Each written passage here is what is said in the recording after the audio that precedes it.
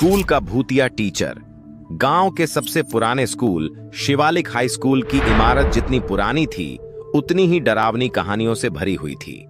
वहां के बच्चे कहते थे कि स्कूल के तहखाने में कोई भूत रहता है, पर राहुल, जो हाल ही में उस स्कूल में आया था, इन बातों पर हंसता था। उसकी नई दोस्ती हुई थी सीमा, अर्जुन और कविता से। एक दिन उन्होंने तय किया कि स्कूल के तहखाने में जाकर देखेंगे कि वहां सच में कुछ है या नहीं। शाम का समय था, स्कूल खाली हो चुका था। चारों धीरे धीरे तहखाने के दरवाजे तक पहुंचे। दरवाजा लकड़ी का था और उस पर जंग लगी हुई थी। अर्जुन ने उसे धक्का देकर खोला। अंदर घुप अंधेरा था।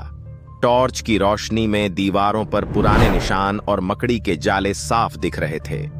जैसे ही वे अंदर गए, उन्हें लगा कि पीछे से किसी ने दरवाजा बंद कर दिया।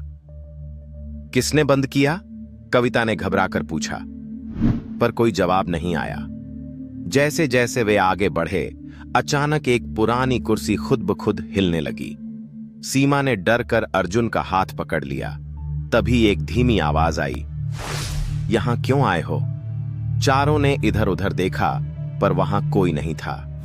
राहुल ने हिम्मत जुटाकर कहा, हमें बस देखना था। कौन हो तुम?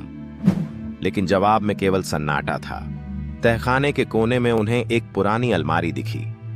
अर्जुन ने उसे खोला तो अंदर एक डायरी पड़ी थी। डायरी में लिखा था, हम यहां फंस गए हैं, आग ने सब खत्म कर दिया, अब कोई हमें नहीं बचा सकता। डायरी के पन्ने खून के धब्बों से सने हुए थे। तभी वहां तेज हवा चलने लगी और दीवारों पर खून से लिखे शब्द उभरने लगे, तुम भी यहीं रहोगे। चारों अब बुरी तरह डर गए थे। वे तहखाने से बाहर भागने लगे, लेकिन रास्ता खत्म हो चुका था। दरवाजे के पास एक साया खड़ा था। वह साया धीरे धीरे उनकी ओर बढ़ने लगा। उसकी आंखें जल रही थीं और उसकी आवाज गूंज रही थी, तुमने मुझे जगाया है, अब तुम नहीं बचोगे। सीमा चीखने लगी।